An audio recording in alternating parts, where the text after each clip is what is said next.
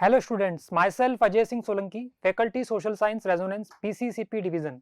आज हम जो चैप्टर पढ़ने वाले हैं वो है आपका आउटकम्स ऑफ डेमोक्रेसी।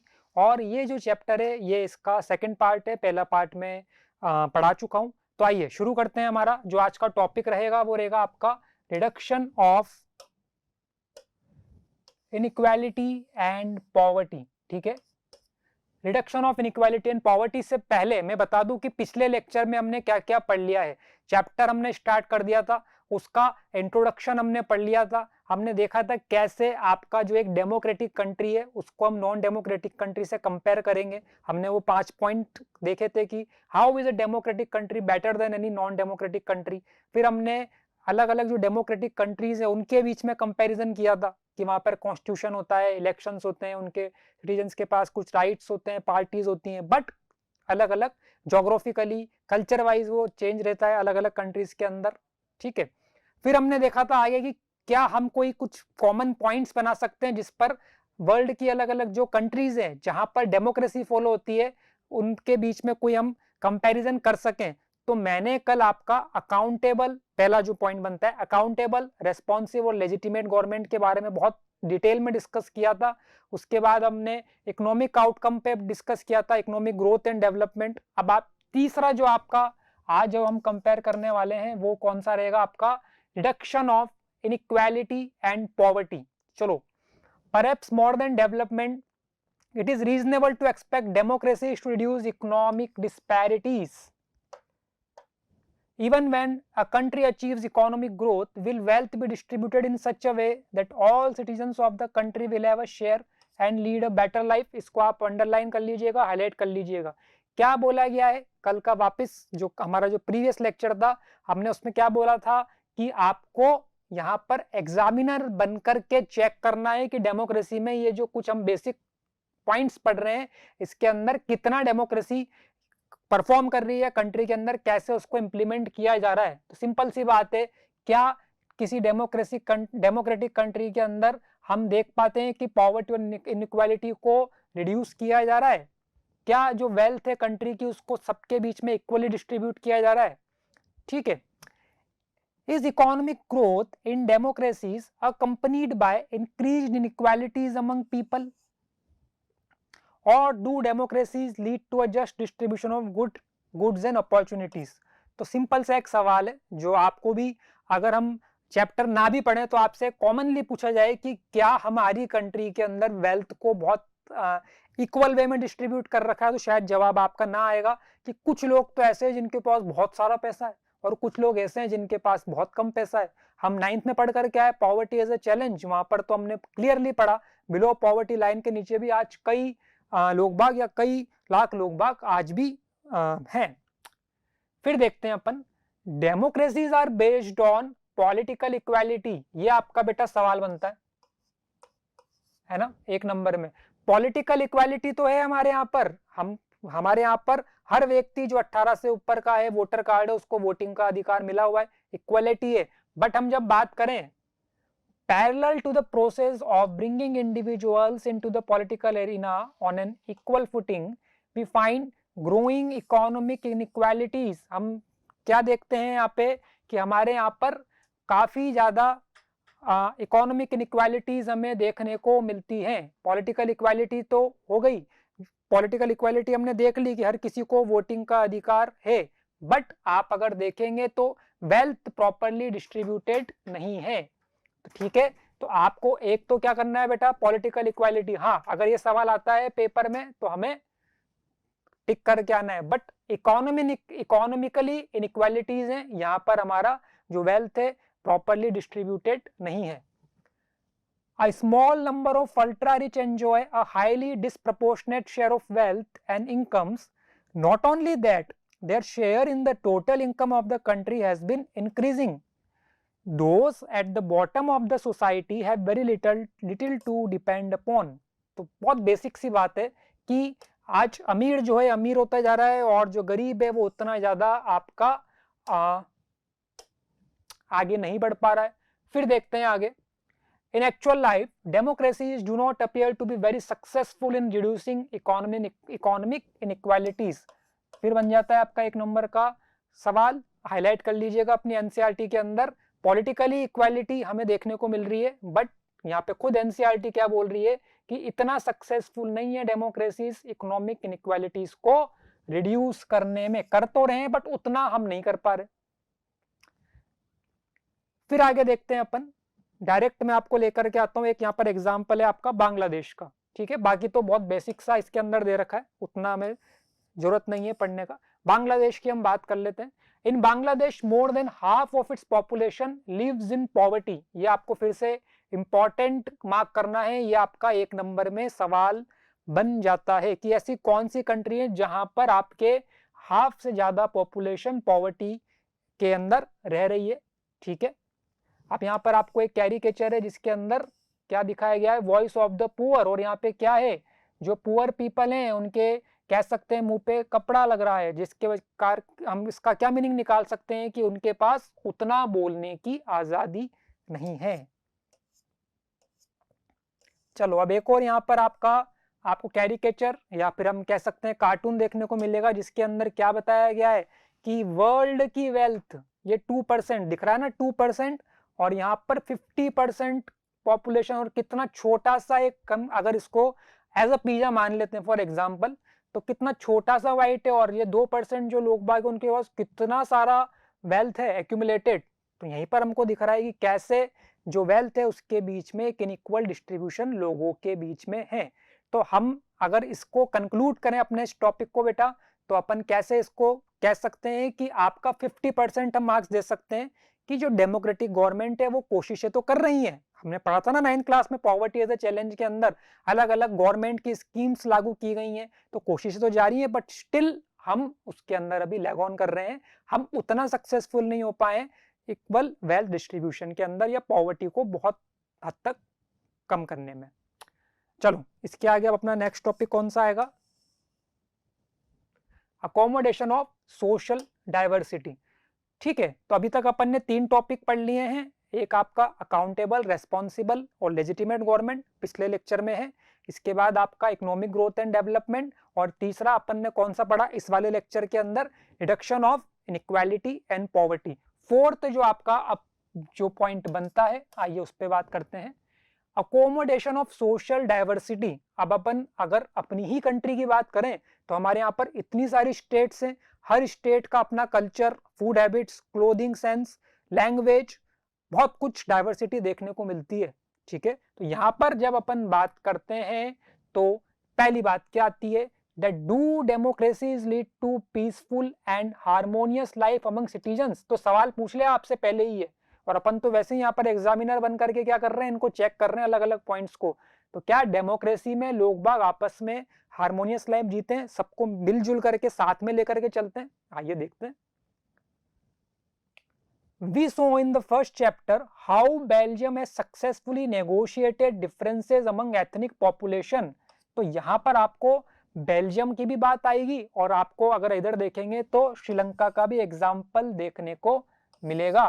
पढ़ा था पावर शेयरिंग, आपने पढ़ा ही होगा, ऐसा तो दे नहीं सकते आप टर्म 1 कि बिना पढ़े दे दिया हो। तो बेल्जियम में अपन ने क्या देखा था कि बहुत इजीली उन्होंने क्या किया था, जो भी डिफरेंसेस थे वहां पर, एथनिक इश्यूज या जो भी डिफरेंसेस आए उनको उन्होंने बहुत इजीली सॉल्व किया। उन्होंने अपने कॉन्स्टिट्यूशन को 4 बार क्या किया, अमेंड किया, और अल्टीमेटली वहां पर उन्होंने उन चीजों को सॉर्ट आउट कर दिया।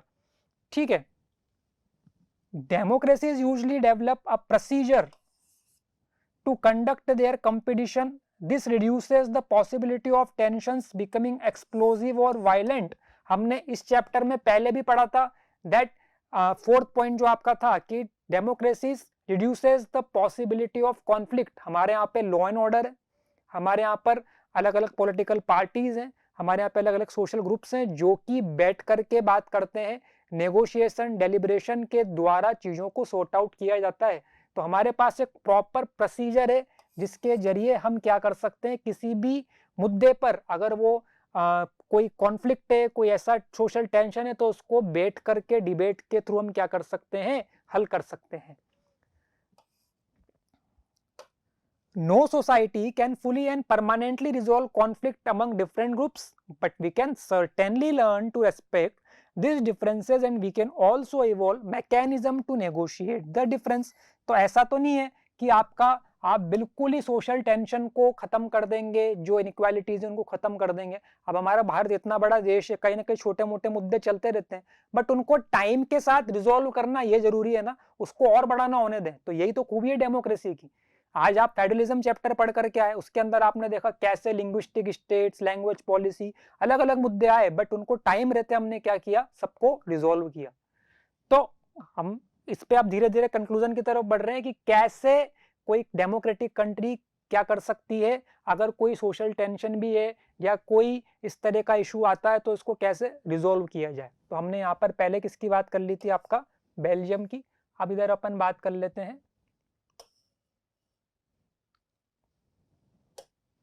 आगे। mechanism to negotiate the differences, democracy is best suited to produce this outcome। ठीक है, तो यहाँ पर उन्होंने खुद ने ही जवाब दे दिया। बट जब अपन नॉन डेमोक्रेटिक रिजाइम की बात कर रहे हैं, non democratic regimes often turn a blind eye to or suppress internal social differences, ability to handle social differences, division and conflict is thus a definite plus point of democratic regime। तो यहाँ पर अपन कह सकते हैं कि अपन 100% marks दे सकते हैं कि डेमोक्रेसी के अंदर पूरी कोशिश की जाती है कि किसी भी तरीके की सोशल टेंशन हो या किसी भी तरीके का ऐसा मुद्दा हो तो उसको रिजॉल्व कर दें, और हमारी जो सोशल डाइवर्सिटी जो टॉपिक दे रखा है उसके सभी अलग अलग जो डाइवर्सिटीज है उनको साथ में लेकर के चलने की कोशिश की जाती है। जबकि नॉन डेमोक्रेटिक रिजाइम में ऐसा नहीं है। क्या आप नॉर्थ कोरिया में अपनी आवाज उठा सकते हैं, अपनी बात रख सकते हैं, वहां के जो डिक्टेटर हैं उनके सामने? शायद अगर रख भी देंगे तो आपको पनिशमेंट मिल जाएगा, जबकि ऐसा हमारे यहाँ पर अगर बात करें तो ऐसा नहीं है। Take the example of Sri Lanka.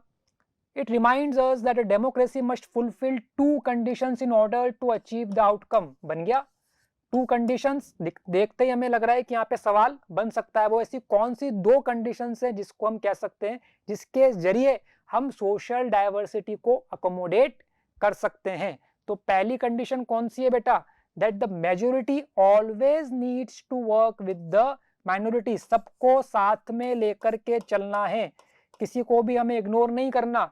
जैसे कि श्रीलंका में सिन्हालीस, उन्होंने क्या बोला कि हम अपने हिसाब से कॉन्स्टिट्यूशन को बनाएंगे, बट क्या हुआ, अल्टीमेटली सिविल वॉर चलता रहा ना 25 साल तक। किसका नुकसान हुआ, देश का।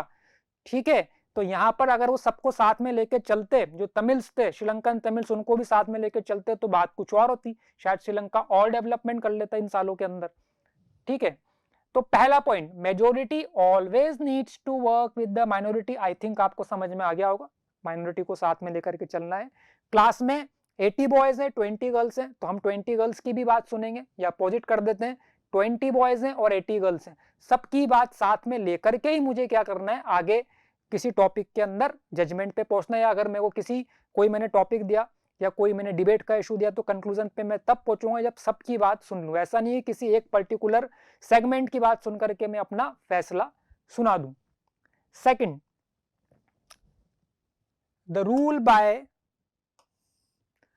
majority does not become the rule by majority communities in terms of religion or race or linguistic group। ध्यान से देखना, कंफ्यूज मत होना। Rule by majority does not become rule by majority community. Majority community Sri Lanka, Sinhalese ने क्या किया था, सिन्हालीस communities ने अपना वर्चस्व कायम रखा। 74% थे तो क्या बोलते थे कि हमारी चलेगी।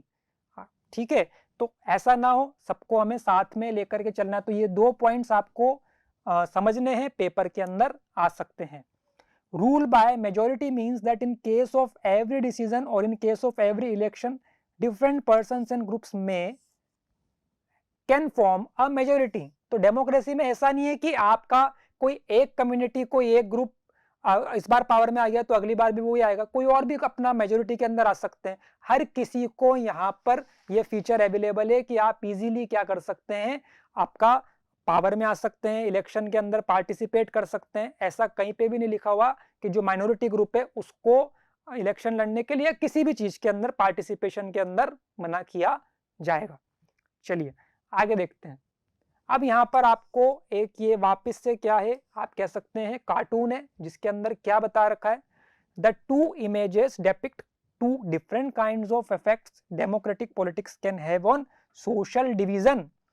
अब आप 10th क्लास में क्या पढ़ते हो, पॉलिटिकल पार्टीज पढ़ा था ना, अभी टर्म 2 में भी आ रहा है आपका, तो वहां पर हम यही तो देखते हैं कि कैसे सोशल डिवीजन पॉलिटिकल पार्टीज के बेस पे हम देखते हैं। कोई एक कम्युनिटी, कोई एक पर्सन, कोई एक ग्रुप किसी एक पार्टी को फेवर करता है, कोई दूसरा ग्रुप किसी एक पार्टी को फेवर करता है। अलग अलग लेवल पे हम देखते हैं ना, आपका खुद का भी आप देखेंगे, मम्मी पापा से पूछेंगे तो एक पर्सनल ओपिनियन निकल करके आएगा कि हम तो इस पार्टी को फेवर करते हैं, हम या इस आइडियोलॉजी को साथ में लेकर के चल रहे हैं।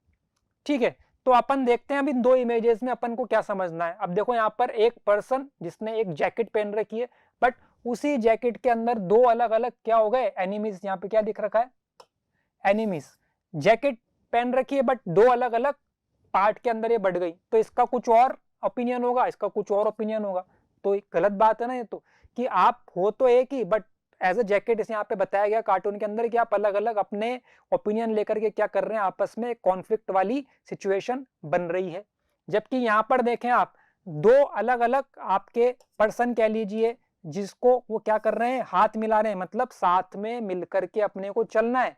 अगर अपन इसको ऐसे भी देखें कि इनका ब्लैक और व्हाइट कर लें, हालांकि अपन को ये डिस्कस नहीं करना चाहिए कि कलर के बेस पर हम किसी को डिस्क्रिमिनेट करें, बट फॉर एग्जाम्पल अगर अपन देखें तो भी ये साथ में दोनों मिलकर के काम कर रहे हैं, तो बहुत अच्छी बात है।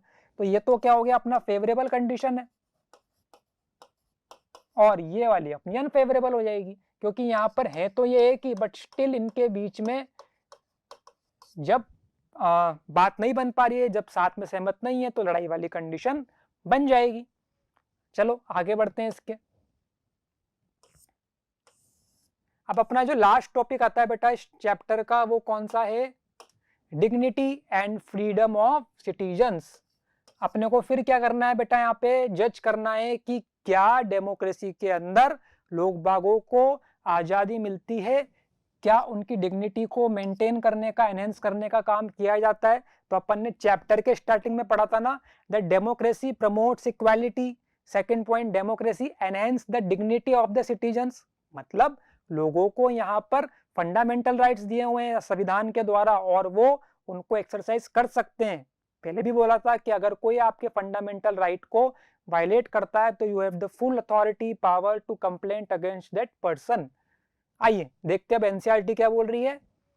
Democracy stands much superior to any other form of government in promoting dignity and freedom of the citizen. तो हमें तो अपना आंसर यहीं पर मिल गया, ठीक है, हमें तो अपना आंसर यहीं पर मिल गया कि 100% जो डेमोक्रेसी है वो इस वाले पार्ट पर सक्सेसफुल रहती है कि लोगों को उनकी आज़ादी मिले, उनकी डिग्निटी को मेंटेन करने का काम किया जाए।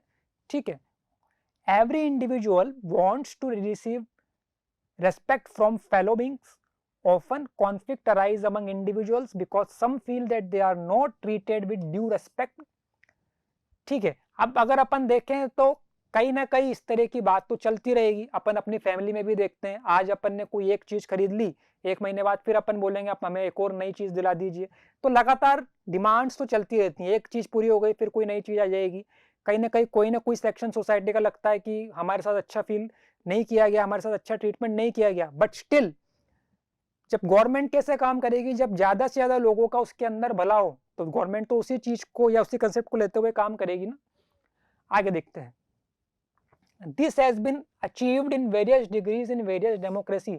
अब अलग अलग जगह पर देखेंगे कि अलग अलग तरीके से इस केस को लिया गया है। अब societies which have been built for long on the basis of subordination and domination, it is not a simple matter to recognize that all individuals are equal. Subordination मतलब आज की बात नहीं कर रहे अपन बात कर रहे हैं आज से बहुत पहले, 50 साल पहले की बात करें तो क्या उस टाइम पर भी वुमेन को इक्वली ट्रीट किया जाता था अलग अलग पार्ट में वर्ल्ड के। आप हिस्ट्री में पढ़ करके आए, कैसे फ्रेंच रेवोल्यूशन पढ़ा था आपने 9th क्लास में, कैसे वुमेन्स को बाद में वोटिंग राइट मिले। हम अगर इंडिया की बात करें तो यहाँ पर भी आज से 50 साल पहले, 70 साल पहले क्या वही इक्वल ट्रीटमेंट मिल रहा था, क्या उनको इक्वल वेजेस मिलती थी, क्या वो रेस्पेक्ट था, या एक एक नजरिया बदला था सोसाइटी के अंदर, शायद नहीं, बट धीरे धीरे इवॉल्व हुआ, चेंजेस आए। तो ये गवर्नमेंट, जो अलग अलग गवर्नमेंट्स बनी होंगी, उन्होंने इस तरीके का मैकेनिज्म डेवलप किया होगा सोसाइटी के अंदर, इस तरीके का लोग बागों के अंदर एक चेंज आया होगा ओपिनियन के अंदर कि नहीं, हमें इक्वली ट्रीट करना है मेल को और फीमेल को। बट ये धीरे धीरे इवॉल्व होता है सोसाइटी के अंदर, एकदम से नहीं हो सकता है। Take the case of dignity of women. Most societies across the world were historically male dominated society, जैसा कि मैंने अभी आपको बताया। Long struggles by women have created some sensitivity today that respect to and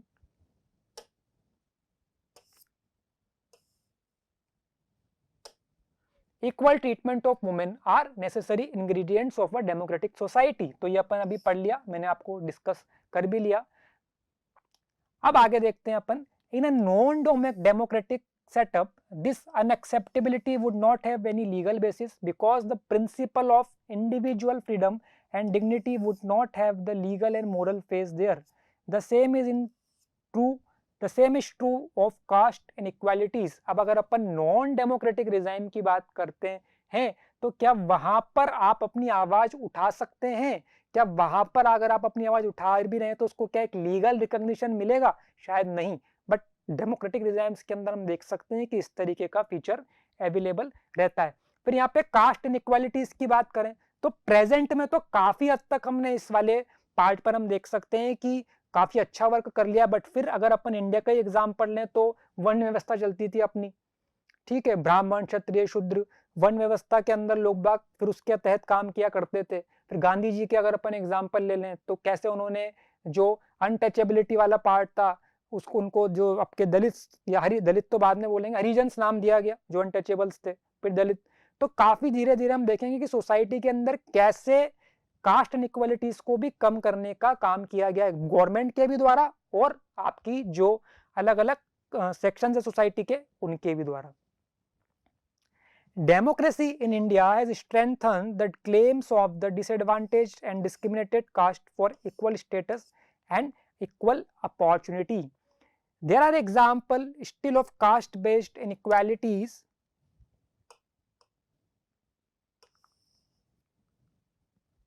and atrocities, but these lack the moral and legal foundation. Perhaps it is the recognition that makes ordinary citizens value their democratic rights. थोड़ा बहुत तो हमें देखने को मिल सकता है कि कैसे आज भी कहीं ना कहीं इस तरह के केसेस मिल सकते हैं कास्ट बेस्ड इनइक्वालिटीज के, बट लोग बागों में अगर जागरूकता है तो उसके खिलाफ अपनी आवाज उठा सकते हैं। नाउ आगे बढ़ते हैं। What is most distinctive about democracy is that its examination never gets over। तो जैसा कि मैंने आपको बताया कि एक के बाद एक डेमोक्रेसी को कई टेस्ट पास करने पड़ते हैं। जैसे ही लोगों को कोई बेनिफिट मिलता है वो और ज्यादा बेनिफिट की बात करने लग जाते हैं, उनको और चाहिए कि डेमोक्रेसी को हमें और बेटर बनाना है। बट हमने प्रीवियस लेक्चर में बात करी थी ना कि डेमोक्रेसी के अंदर भी जो गवर्नमेंट है उनका एक लिमिटेशन है, उन्हें भी अपने लिमिटेशन के अंदर, दायरे के अंदर रहते हुए ही काम करना है। बोला जाता है ना, यहाँ पर एक स्टेटमेंट है that democracy is just a form of government, और हमें उसका बेटर यूज करना है, जो अवेलेबल रिसोर्सेज है उनको बेटरली यूज करना है। That is why when we ask people about the way democracy function, they will always come up with more expectations and many complaints. The fact that the people are complaining it's itself a testimony to the success of democracy। इसको भी highlight कर लेना, अगर लोग बाग complaint कर रहे हैं तो इसका मतलब ये मान के चलें कि कहीं ना कहीं एक अच्छा कार्य हो रहा है, डेमोक्रेसी बेटर वे में वर्क कर रही है। A public expression of dissatisfaction with democracy shows the success of the democratic project. It transforms people from the status of subject into that of citizen। तो बहुत बेसिक सी बात यहाँ पे बताई गई है। तो इसी के साथ जो है आज का हमारा जो ये चैप्टर है इसको हम ओवर करते हैं। आई होप आपको चैप्टर समझ में आएगा जब आप ये वीडियो देखेंगे, ठीक है। चैप्टर को आप जो मैंने यहाँ पे हाईलाइट करवाई है उन चीज़ों को हाईलाइट कर लीजिएगा, एग्जाम्पल्स के साथ जो मैंने बीच बीच में लिए हैं आराम से सुने, तब जाकर के चैप्टर और ज़्यादा आपको क्लियरिटी के साथ समझ में आएगा। Thank you.